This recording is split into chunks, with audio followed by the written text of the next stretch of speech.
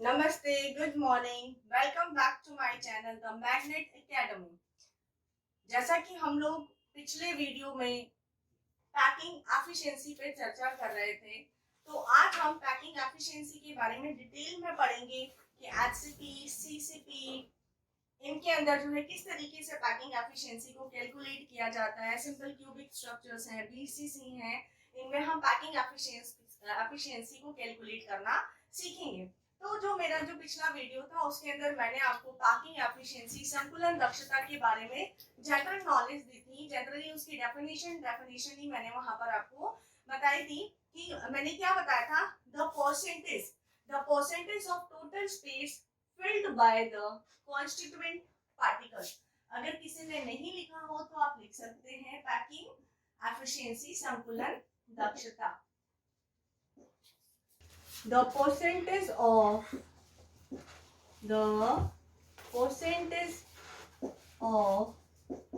total space filled by the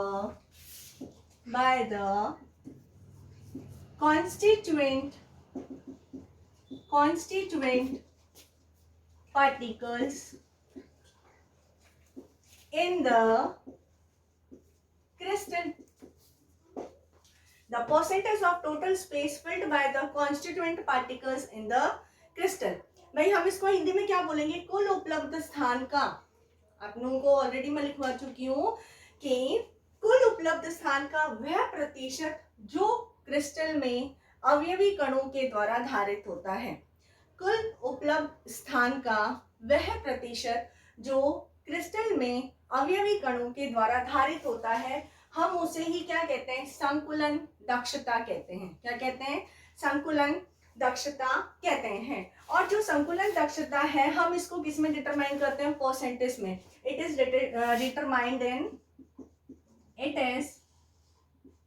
determined in percent. इसको जो है प्रतिशत मात्रा में ज्ञात किया जाता है।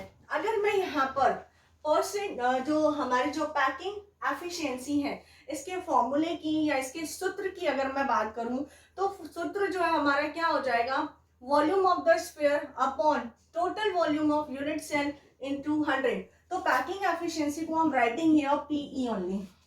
What I am writing, PE, volume occupied bye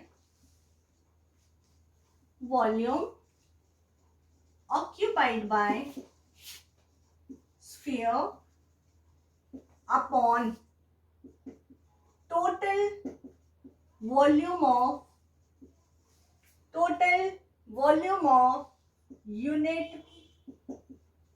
cell into 100।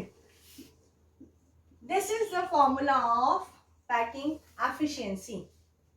ठीक है, गोलों द्वारा ऑक्यूपाइड किया गया आयतन अपॉन एकक कोष्टिका का कुल आयतन into 100।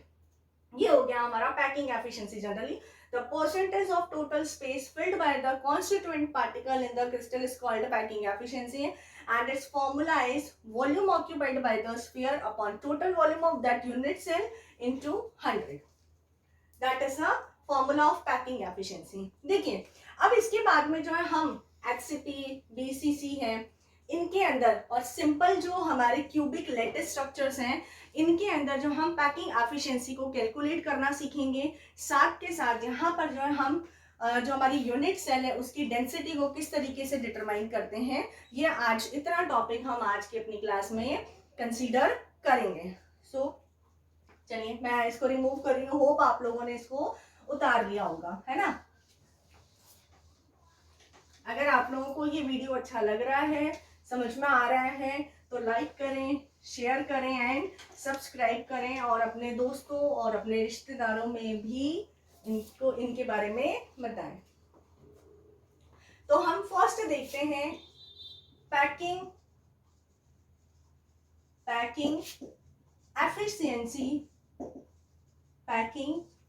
Efficiency in HCP and CCP।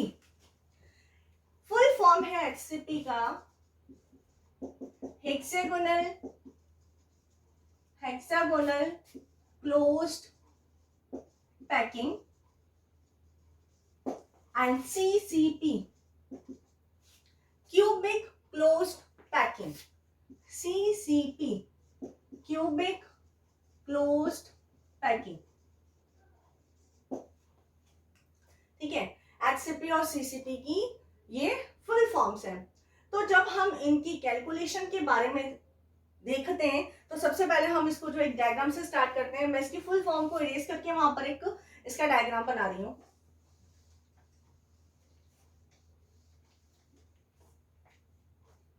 देखिए यहां बना देते हैं डायग्राम, या इधर ही बनाते हैं ताकि आपको दिखता भी रहेगा।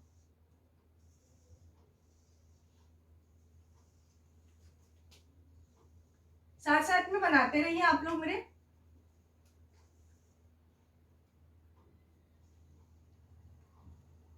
दिस वन,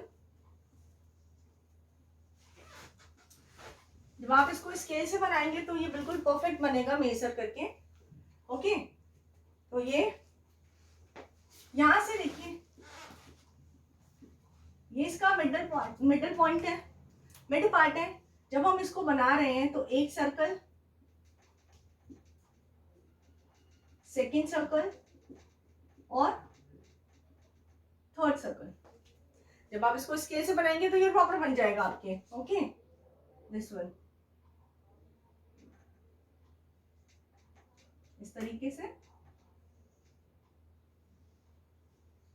सेकेंड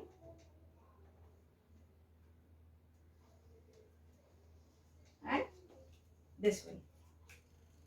ये अब देखिए इस पॉइंट्स को जब मैं यहां पे मिला दूं, इन दोनों पॉइंट्स को मिला दिया मैंने, नेमिंग दे देते हैं A, B, C, D, E, F, G और H। इन पॉइंट्स को मैंने ABCD से यहाँ पर डिनोट कर दिया। अब आपको पता है, मान लीजिए ये एज लेंथ A है और A to C जो लाइन यहाँ पर मैच हो रही है, इसकी जो लेंथ मैंने मान ली है यहाँ पर B। क्या ले ली है? B। अब ये A है तो ये वाली भी तो इसकी एज लेंथ क्या है? A है तो यहाँ एक देखिए ये ट्राइंगल बन रहा है AB और C, AB एंड C। तो हम यहाँ पे देखते हैं by the diagram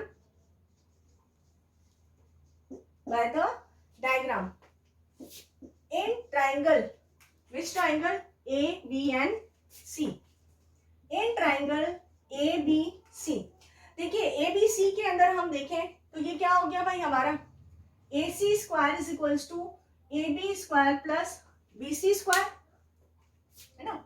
AC square is equals to, देखिए AB square plus BC square.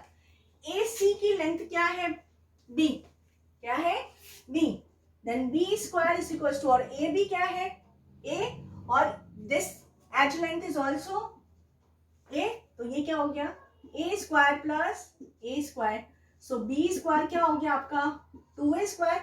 Only केवल B निकालू तो अंडर रूट में फाइंड आउट हो जाएगी ये value, under root 2A, under root 2A। मैंने इसको मान ली इक्वेशन नंबर 1, इक्वेशन नंबर 1। अब ये जो सर्कल्स बने हुए हैं, जो स्फीयर्स बने हुए हैं, माना इनकी रेडियस कितनी है? कितनी रेडियस है इनकी? R मान लेते हैं, R ही तो होती है रेडियस को, है ना। If the radius of sphere is R, तो टोटल कितनी हो गई? मैं यहां से यहां तक, ये वाली है ना, इसका जो मिडल पार्ट जा रहा है ये कंप्लीट इस तरीके से ये जाएगा, ऐसे जाएगा, ये कंप्लीट यहां से half, first, second, third and fourth. तो क्या हो गया? तो यहां पर ये B कितनी रेडियस के इक्वल हो गई? 4R के इक्वल हो गई। कितनी रेडियस के इक्वल हो गई? यहाँ पर 4R के इक्वल हो गई। मैंने इसको इक्वेशन नंबर 2 मान लिया। क्या मान लिया है? 2। अब मैं करती हूँ इक्वेशन 1 और इक्वेशन 2 को इक्वल करती हूँ। By equation 1 and equation number 2। मैंने क्या किया भाई, इन दोनों इक्वेशंस को इक्वल पुट कर दिया। तो under root 2a is equals to 4r, under root 2a is equals to 4r। तो a मेरा क्या निकल गया यहाँ पर 4 upon root 2r, 4 upon root 2r। अब ये देखिए इसके आगे का जो है कैलकुलेशन मैं उधर पार्ट कर रही हूँ। अब ये जो अंडर रूट 2 है इसको मैं क्या करूं, ऊपर और नीचे दोनों तरफ रूट 2 से मल्टीप्लाई भी कर दूं और डिवाइड भी कर दूं। तो ये हमारा क्या निकल जाएगा, देखिए 4 अपॉन रूट 2, ऊपर भी रूट 2 और नीचे भी रूट 2 से मैंने क्या कर दिया यहाँ पर इसको डिवाइड भी कर दिया इनटू r। ये क्या निकल गया 4 रूट 2 और रूट 2 इंटू रूट 2 कितना हो गया 2, कितना हो गया 2, 2 2 सा 4। तो एक क्या हमारा आ गया 2 रूट 2r, क्या आ गया 2 रूट 2r। ये हमारा आ गया क्या वॉल्यूम। वॉल्यूम a क्यूब होगा तो वहां पर जो है a की वैल्यू को फाइंड आउट करने के लिए यहां से हमने a कैलकुलेट कर लिया है। यहां तक आप लोगों को होप समझ में आ गया होगा। इक्वेशन नंबर 2 इसको आप चाहें तो इक्वेशन नंबर 3 पुट कर दीजिए। अब आप सबको पता है कि एचसीपी और सीसीपी के अंदर टोटल नंबर ऑफ पार्टिकल्स कितने हो जाते हैं 4, कैलकुलेट करना बताया था मैंने, है ना। तो in HCP and CCP total number of particles कितने होते हैं 4। भाई जितने स्फीयर्स आ रहे हैं, है ना, तो मैं क्या बोलूं वॉल्यूम ऑफ स्फीयर क्या होता है, वॉल्यूम ऑफ स्फीयर, गोले का आयतन क्या होता है 4/3 pi r cube, 4/3 pi r cube, 4/3 pi r cube. ये तो हमने बात की एक गोले की, लेकिन कितने पार्टिकल्स, कितने गोले 1 2 3 और पीछे भी एक और 4 पार्टिकल्स हैं। तो वॉल्यूम ऑफ 4 स्फीयर कितने हो गए 4 इंटू 4/3 पाई आर क्यूब। तो ये हमारा कितना निकल गया 16/3 pi r cube, 16/3 pi r cube. अगर मैं वॉल्यूम, ये जो क्यूब है इस क्यूब के वॉल्यूम की बात करूं तो वॉल्यूम ऑफ क्यूब, इस घन का आयतन, वॉल्यूम ऑफ क्यूब क्या होता है एच की क्यूब, एच लेंथ की क्यूब, ए क्यूब। और ए हमारा यहाँ पर क्या फाइंड आउट हुआ है 4 अपॉन रूट 2r। मैं यहीं पर लिख दूं 4 अपॉन रूट 2r का क्यूब, 4 अपॉन रूट 2r का क्यूब। अब जब मैं इसको सॉल्व करूं 4 4 जा 16, 16 4 जा 3 टाइम्स करती हूँ तो 64, 64 r cube, root 2 into root 2 2 root 2 2 root 2, है ना। ये हमारा क्यूब निकल गया यहां से। अब देखिए आगे ये वाला पार्ट मैं इरेज कर रही हूं। अब हमें क्या निकालना है पैकिंग एफिशिएंसी। पैकिंग एफिशिएंसी का फॉर्मूला मैं आपको बता चुकी हूँ, volume occupied by sphere upon total volume of the cube और यूनिट सेल इनटू 100। तो पैकिंग एफिशिएंसी को मैं यहाँ पर पीई से डिनोट कर रही हूँ। तो मैंने फॉर्मूला क्या लिख दिया volume occupied by sphere upon total volume of unit cell into 100। गोले के द्वारा धारित किया गया कुल आयतन अपॉन एकक कोष्ठिका का कुल आयतन इनटू 100। तो वॉल्यूम ऑक्यूपाइड बाय 4 स्फीयर कितना है 4 इंटू, यहाँ पर हमने यहाँ पर फाइंड आउट कर दिया, डायरेक्ट मैं लिख देती हूँ 16/3 pi r cube, 16/3 pi r cube. और टोटल वॉल्यूम कितना है इसका 64 r cube upon 2 root 2, 64 r cube upon 2 root 2 into 100। अब जब आप इसको जब सॉल्व करते हैं जब आप इसे सॉल्व करेंगे यहाँ पर तो आपका जो टोटल जो परसेंट है ये निकल जाता है 74%। और यहाँ पर सबको पता है कि पाई की वैल्यू क्या होती है आपकी 3.14, या फिर हम 22/7 भी यहाँ पर पुट कर सकते हैं। और √2 की वैल्यू कितनी होती है भाई, 1.414 होती है। कितनी होती है, 1.414 होती है। तो आप जब इन वैल्यूज को पुट करेंगे, कैलकुलेट करेंगे, तो ये चीजें आपकी कितनी आ जाएगी, 74% जो इसकी पैकिंग एफिशिएंसी कैलकुलेट हो जाएगी। तो इतना नोट डाउन करिए आप लोग। चलिए देखिए, इसके बाद में जो हम सेकंड जो पैकिंग एफिशिएंसी को कैलकुलेट करना सीख रहे हैं वो बॉडी सेंटर्ड के अंदर, BCC के अंदर हम देखते हैं। I'm erasing this.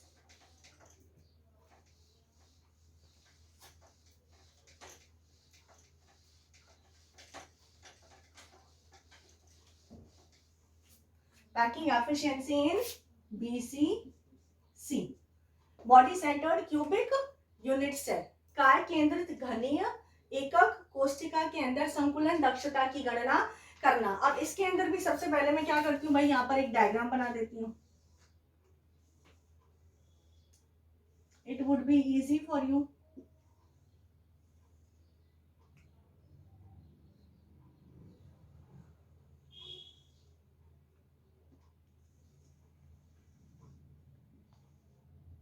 This one. BCC के अंदर मैंने आपको बताया था कि एक मिड के अंदर होता है और 8 जो है कॉर्नर्स पे प्रेजेंट होते हैं। तो टोटल नंबर ऑफ पार्टिकल्स यहाँ पर कितने आते हैं, 2 आते हैं। कितने आते हैं, 2 आते हैं, है ना। तो नंबरिंग पहले तो नेमिंग दे दूं, ABCDEFG और H। यहाँ पर ये है, इस लेंथ को मैंने C मान लिया है। इस लेंथ को मैंने क्या मान लिया है, C मान लिया। अब यहां से जो ट्राइंगल बनता है इसको मैंने कह दिया B है। और एज लेंथ आप सबको पता है क्या है, A है एज लेंथ, ठीक है। अब देखिए यहाँ पर 2 ट्राइंगल्स बन रहे हैं। एक तो ये वाला ट्राइंगल बन रहा है और दूसरा ये वाला ट्राइंगल बन रहा है ना। तो हम देखते हैं बाय द डायग्राम। तो इन ट्राइंगल EFD, देखिए EFD में यहां देख रहे हैं हम, तो FD क्या हो गया भाई, B स्क्वायर क्या हो गया आपके, A square, edge length A, ये भी क्या है, A है। तो B स्क्वायर क्या हो गया, A square plus A square. तो B स्क्वायर यहाँ पर कितना निकल गया हमारा, 2A स्क्वायर, और B कितना निकल गया, √2 है। इसको मैंने क्या कर दिया, इक्वेशन नंबर 1 कंसीडर कर दिया। जो सेकेंड जो हमारा ट्राइंगल बन रहा है, ये कौन सा, जो त्रिभुज बन रहा है AFD, तो मैं क्या करूं, in triangle AFD, in triangle AFD, इसके अंदर देखिए ये एज लेंथ तो यही है ना इसकी, ये एज लेंथ क्या है A, तो C स्क्वायर क्या निकला, C स्क्वायर क्या हो गया, A square plus B square, this one and this one. B square हमने यहाँ पर निकाल रखा है 2A स्क्वायर, तो A square,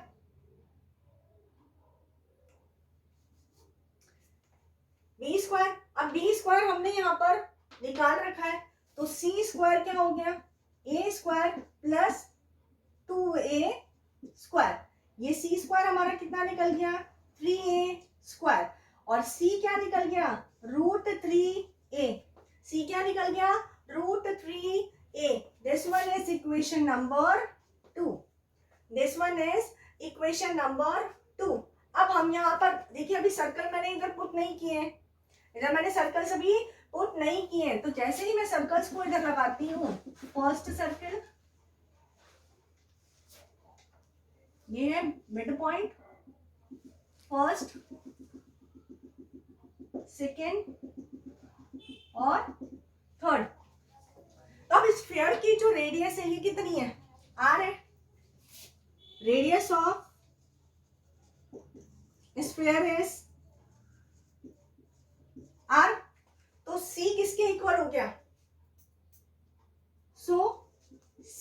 equals to 4r, 1 2 3 4 किसके बराबर हो गया 4r। मैं इसको जो इक्वेशन नंबर 3 कह देती हूँ। अब इक्वेशन नंबर 2 और इक्वेशन नंबर 3 इन दोनों के थ्रू हम सॉल्व करते हैं बाय इक्वेशन 2 एंड इक्वेशन 3। इन दोनों को इक्वली पुट करूं तो √3a is equals to 4r। ए निकल जाएगा हमारा, ए क्या हो जाता है इधर 4/√3r, 4/√3r। इसको मैंने कह दिया इक्वेशन नंबर 4। अब हम सबको पता है कि बीसीसी के अंदर जो टोटल नंबर ऑफ एटम्स आते हैं, कुल परमाणुओं की संख्या आती है 4। In BCC total number of atom is 2। क्यों आती है भाई 2? क्योंकि 8 जो कॉर्नर्स पर है और एक मिड के अंदर है, और जो कॉर्नर्स वाला जो कॉन्स्टिट्यूएंट पार्टिकल होता है उसका पार्टिसिपेशन कितना है 1/8 पार्ट है, तो 1/8 इंटू 8 करके हमारा 1 आ गया था, और मिडल जो एटम है 1, तो हो गए ये हमारे 2 हो गए, तो 2 हो गए। अब मैं यहाँ पर बोलूं वॉल्यूम ऑफ स्फीयर कितना होता है भाई, गोले का जो आयतन है वो क्या है 4/3πr³, और टोटल नंबर ऑफ एटम्स कितने 2, तो वॉल्यूम ऑफ 2 स्फीयर, जितने पार्टिकल्स उतने स्फीयर, तो 2 into 4/3πr³, it means 8/3πr³। ये हो गया। अब हमें क्या निकालना है इसके अंदर क्या निकालना है यूनिट सेल का volume, volume of unit cell, एक कोशिका का आयतन, वो कितना होता है a³ होता है। क्या होता है a³, और a हमने यहाँ पर निकाला है 4/√3r, तो ये क्या हो गया 4/√3r का क्यूब। और अगर मैं इसको मैं अगर सॉल्व करूं तो क्या हो जाता है भाई 4 चौक 16, 16 चौक 64r³ अपॉन √3 इंटू √3 कितना हो गया 3√3, 3√3। तो ये हमारा क्या निकल गया यूनिट सेल का वॉल्यूम निकल गया, एक कोशिका का आयतन निकल गया है। अब हमें क्या करना है भाई पैकिंग एफिशिएंसी का फॉर्मूला लगाना है, और फॉर्मूला लगा करके क्या करना है इसको सॉल्व कर देना है भाई, ठीक है। तो मैं ये वाला तो इरेज कर ही रही हूं। अब देखिए पैकिंग एफिशिएंसी क्या हो गया भाई वॉल्यूम ऑक्यूपाइड बाय 2 स्फीयर, भाई नंबर ऑफ पार्टिकल्स कितना है यहाँ पर 2 है, तो मैंने या तो आप ऐसा लिख दो वॉल्यूम ऑक्यूपाइड बाय स्फीयर, तो 2 स्फीयर्स है तो मैंने नंबर ऑफ पार्टिकल्स के अकॉर्डिंग यहाँ लिख दिया, और total volume of unit cell, एक कोशिका का कुल आयतन इंटू 100, एक कोशिका का कुल आयतन इंटू 100।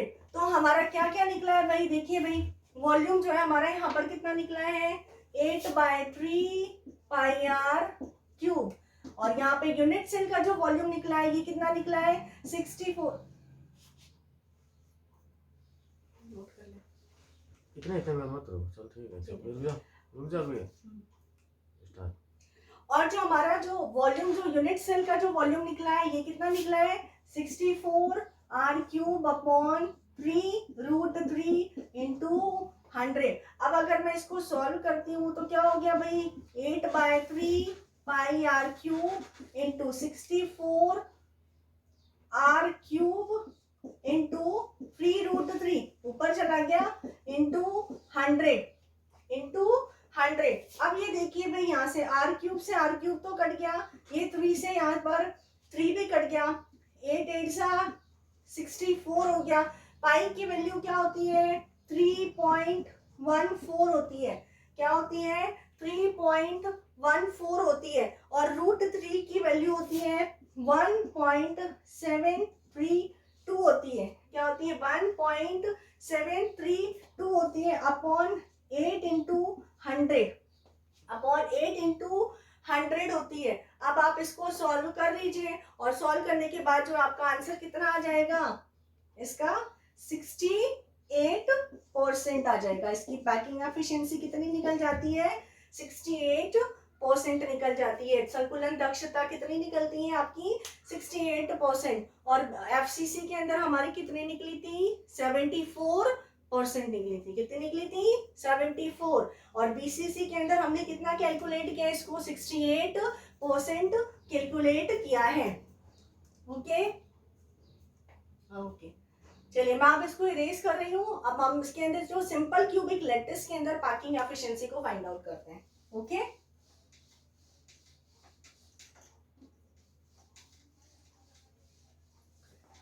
अगर आपको क्लियर हो रहा है, समझ में आ रहा है तो लाइक करें, सब्सक्राइब करें और शेयर भी करें।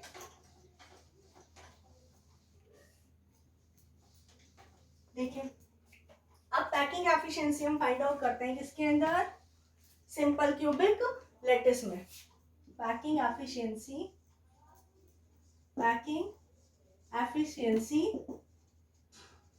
In simple cubic lattice.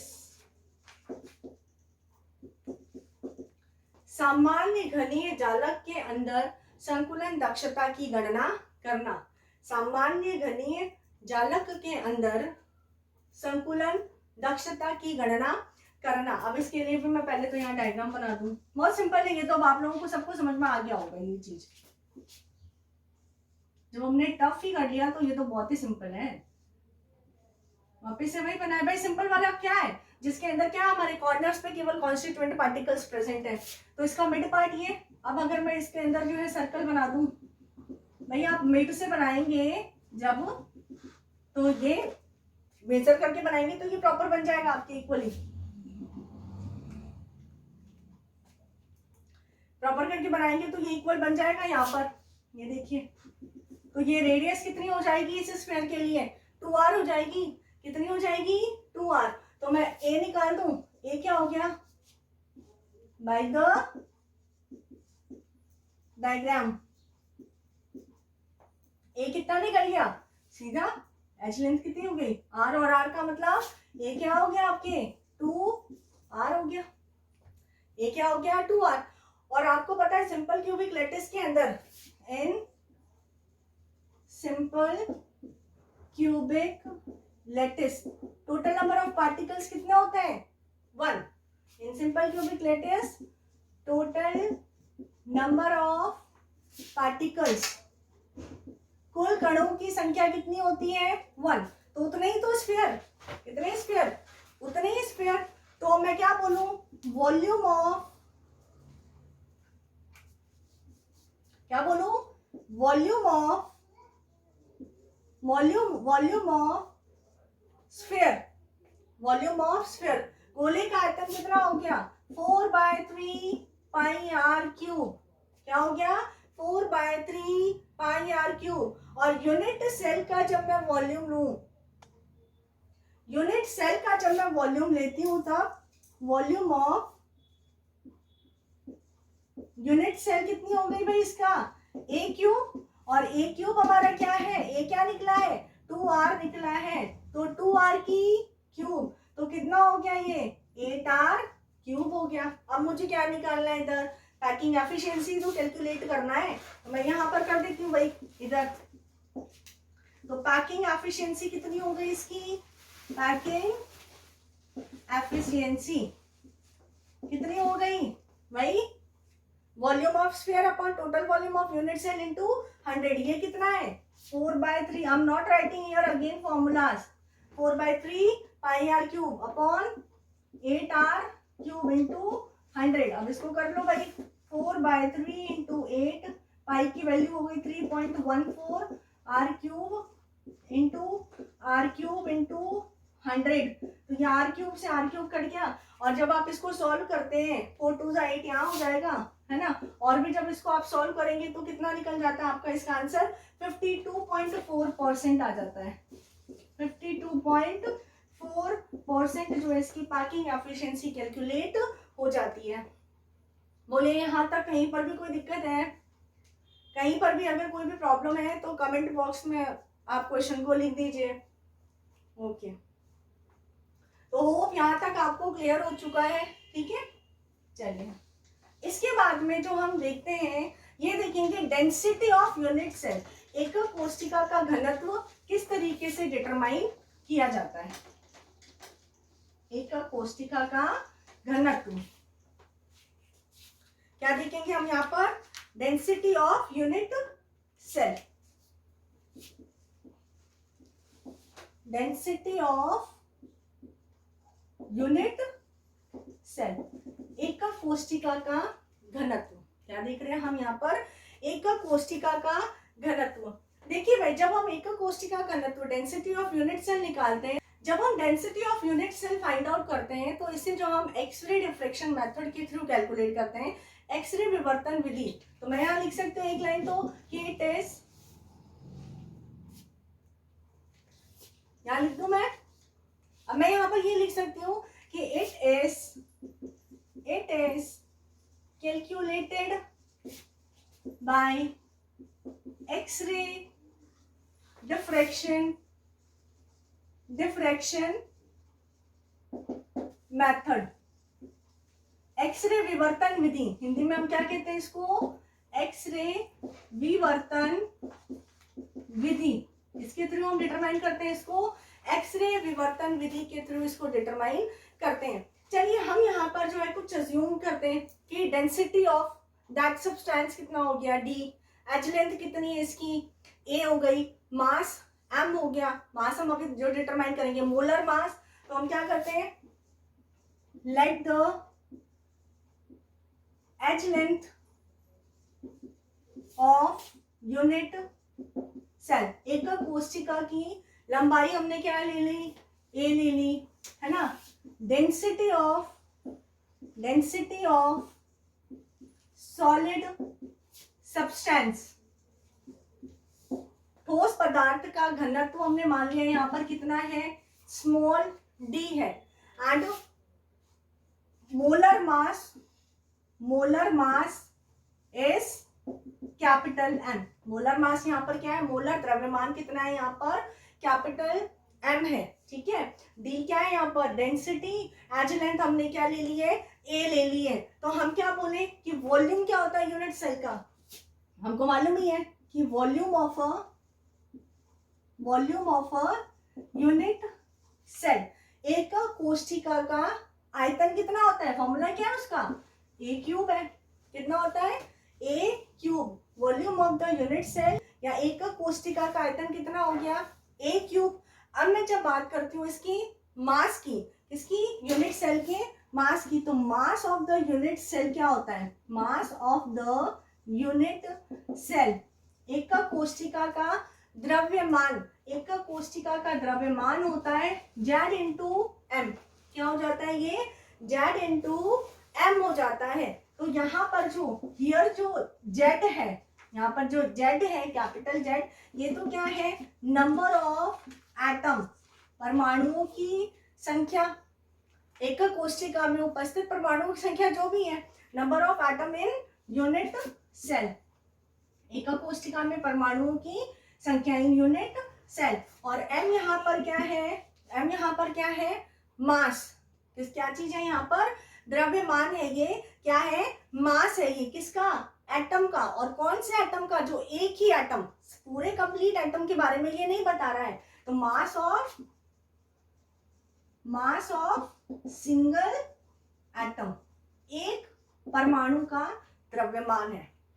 M क्या है यहाँ पे, small M, mass of single atom, है ना। तो अभी तक मैंने क्या बताया इसके बारे में कि इसको कौन से मेथड के थ्रू डिटरमाइन किया जाता है, एक्सरे डिफ्रैक्शन मेथड के थ्रू, एक्सरे विवर्तन विधि के द्वारा ज्ञात किया जाता है। इसमें हमने एज लेंथ ले ली, यूनिट सेल की कितनी होती है, ए, डेंसिटी है स्मॉल डी, मोलर मास है कैपिटल एम, वॉल्यूम क्या होता है यूनिट सेल का, एकक कोशिका का आयतन कितना होता है, ए क्यूब होता है। मास का फॉर्मूला क्या है इसके, जेड इंटू एम, जहां पर जेड होता है number of atom in unit cell, एकक कोशिका में परमाणुओं की संख्या, और स्मॉल एम होता है एक पर्टिकुलर एटम का मास।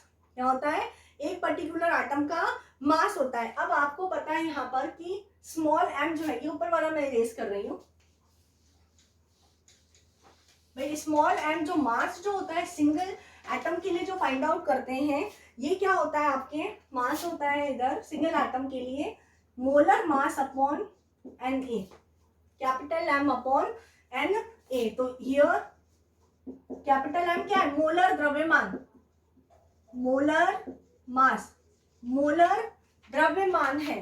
जबकि एन आप सबको पता है, एन यहाँ पर क्या है, एवोगैड्रो नंबर है।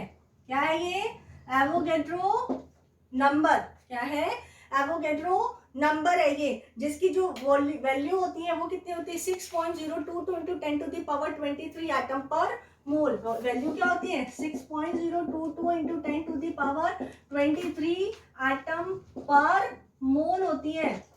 क्या होती है, पर मोल। अब अगर मैं आगे यहाँ पर बात करूं भाई, डेंसिटी क्या होता है, डेंसिटी क्या होता है भाई, मास अपॉन वॉल्यूम। डेंसिटी क्या हो जाता है, डेंसिटी क्या होता है हमारा, घनत्व क्या होता है, मास अपॉन वॉल्यूम, द्रव्यमान बटा आयतन। और द्रव्यमान अभी आपने निकाला था, द्रव्यमान जो है हम यहाँ पर जब निकाल रहे थे तो हमने क्या देखा था कि ये क्या हो जाता है, जेड एम, यही तो निकाल रहे थे, मोलर मास अपॉन वॉल्यूम। तो जेड एम अपॉन वॉल्यूम क्या है, ए क्यूब है। अभी जो हमने डेरिवेशंस की हैं कितना है, ए क्यूब। एम अभी हमने निकाला है capital M upon N A, तो मैं यहाँ पर लिख दूं डेंसिटी को दी Z M upon A cube. तो जेड इंटू स्मॉल एम किसके बराबर है, capital M upon N A यहाँ पर। तो ये क्या हो गया, capital M upon N A cube. तो डेंसिटी हमारी कितनी आ गई इधर, Z M upon N A into A cube. तो ये हमारी क्या निकल गई, यूनिट सेल की density, Z M upon N A cube हो गई। क्या हो गई, Z M upon N A cube. तो जेड तो यहाँ पर क्या हो गया, number of atoms, number of atoms. Capital M क्या है यहाँ पर, मोलर मास, और स्मॉल एम यहाँ पर क्या है, mass of one atom only, mass of one atom. A cube क्या है, volume of unit cell, volume of unit cell, या एज लेंथ हम यहाँ पर लिखेंगे। एन ए क्या है, एवोगैड्रो नंबर, जिसकी वैल्यू कितनी होती है, जो कांस्टेंट होती है, एवोगैड्रो नंबर या Avogadro constant, that is 6.022 into 10 to the power 23 atom per mole. आशा करती हूँ कि आप लोगों को ये डेरिवेशंस क्लियर हो गई होंगी, है ना। अगर आपको क्लियर हुई है, समझ में आ रहा है, तो लाइक करें, सब्सक्राइब करें और शेयर करें हमारे चैनल द मैग्नेट एकेडमी को। थोड़े दिनों के बाद में जो है आपको इस चैनल पे अदर कॉम्पिटिटिव जो एग्जाम्स होते हैं उनसे रिलेटेड वीडियोस भी प्रोवाइड होंगी। तो अगर आपके कोई रिलेटिव्स, कोई नोन ब्रदर सिस्टर्स अगर कॉम्पिटिटिव एग्जाम्स की प्रिपरेशन कर रहे हैं तो आप ज़रूर से उनको इस चैनल के बारे में, हमारे जो द मैग्नेट एकेडमी है, इस चैनल के बारे में बताएं। बाकी जो हमारा टॉपिक है हम अपने नेक्स्ट वीडियो में कंटिन्यू रखेंगे, जिनके अंदर जो है हम डायमेंशंस देखेंगे, है ना। 1 डायमेंशन, 2 डायमेंशन, 3 डायमेंशन स्ट्रक्चर जो है उनके बारे में डिटेल स्टडी करेंगे। टिल आप लोग पढ़ते रहिए, keep watching, stay tuned with us, okay, thank you.